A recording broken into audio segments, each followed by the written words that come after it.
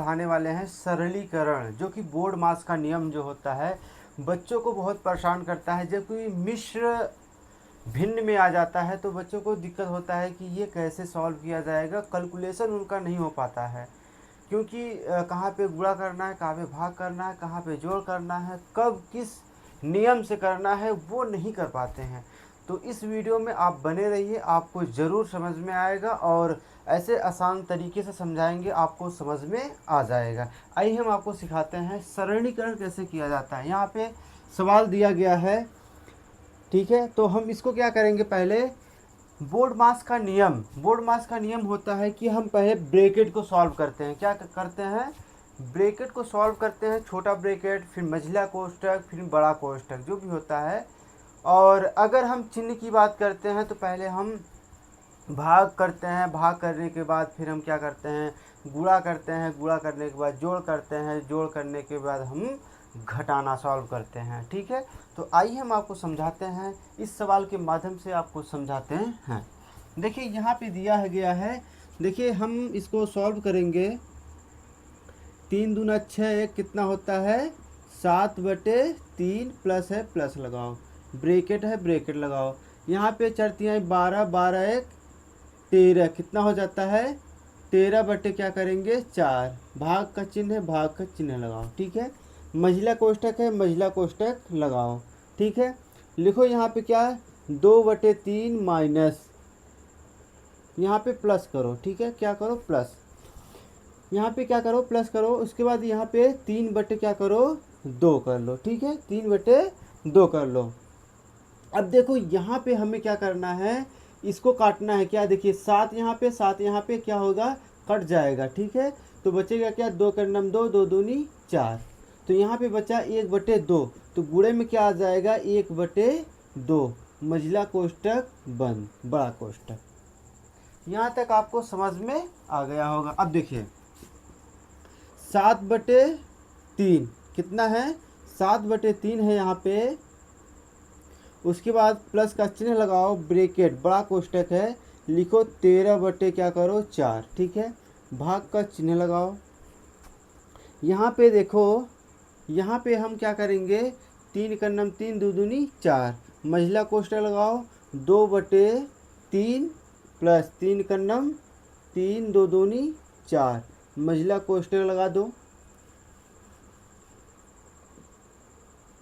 फिर बड़ा कोष्ठक लगाओ। यहाँ तक समझ में आ गया होगा। अब देखिए 7/3, ठीक है, प्लस का चिन्ह लगाओ। उसके बाद 13/4, भाग का चिन्ह लगाओ। अब इसको क्या करेंगे, हम एलसीएम लेते हैं इसका। अगर हम एलसीएम यहाँ पे लेते हैं 3 चौके 12 होता है।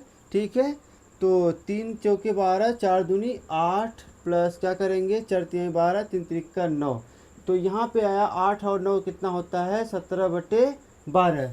क्या होता है 17/12। आपका यहाँ पे एलसीएम निकल के आया क्या 17/12, 17/12। ठीक है,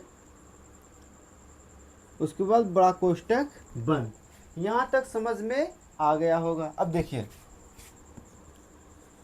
7/3 प्लस, अब क्या करेंगे यहाँ पे भाग है तो हम इसको गुणा में कन्वर्ट करेंगे। तो क्या करते हैं, इसकी वैल्यू हमको पलटना है। क्या करना है पलटना है, प्लस है तो यहाँ पे 13/4, जब हम इसको पलटते हैं तो क्या होता है गुणा का चिन्ह हो जाता है, तो 12 क्या हो जाता है 17, क्या होता है 12/17 हो जाता है।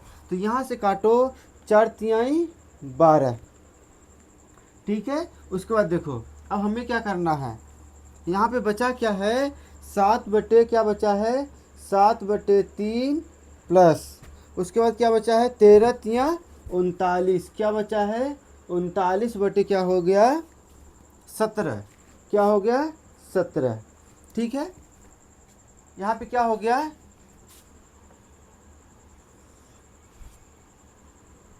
ठीक है, अब समझ में आ रहा है 7/3 प्लस 39/17, यहाँ तक समझ में आ गया होगा।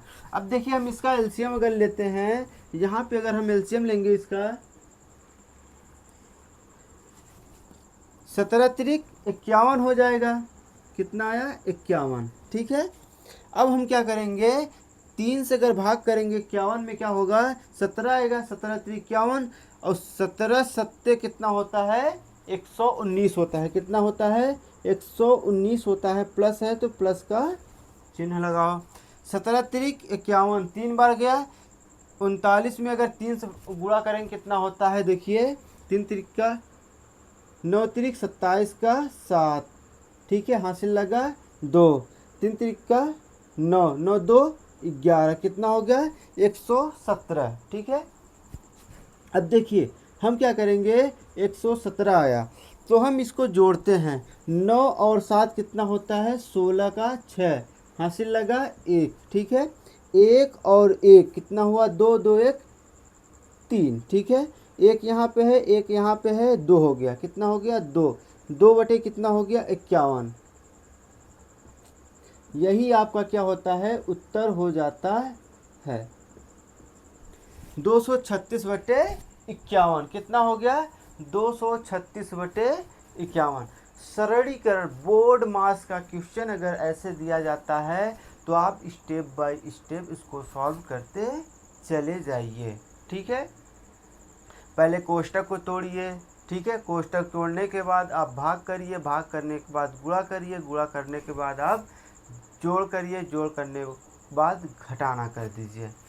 तो उम्मीद करते हैं आपको बोर्ड मार्क्स का नियम समझ में आ गया है। ठीक है।